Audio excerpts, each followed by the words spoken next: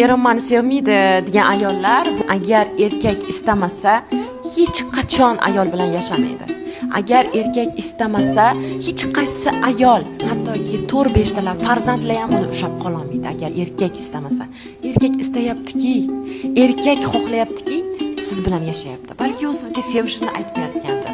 Balki u sizni siz xohlagandek romantikalarga, muhabbatga, narsalarga ko'nmayotgandir, lekin u siz bilan yashayapti, demak sizni istayapti.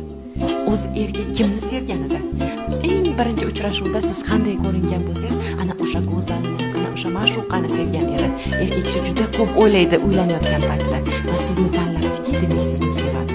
Siz sevmaydi, boshqalarga qaraydi, hatto xiyonat qilgan erkaklar ham agar oilasidan voz kechmayaptimi, o'sha uyidagi ayolni sevadi. Agar istamaganida allaqachon ketgan bo'lardi. Shu sababdan ham siz qanaqa edingiz, u bilan uchrashuvga chiqqaningizda sho'xmidingiz, shaddodmidingiz, o'zingizni qanaqa ko'rsatdingiz? Odatda biz o'zimizni yasab ko'rsatamiz. O'shaning uchun ham turmushdan keyin juda ko'p muammolar boshlanadi, bir-biringizni boshqacha ko'rib qo'yganingiz uchun.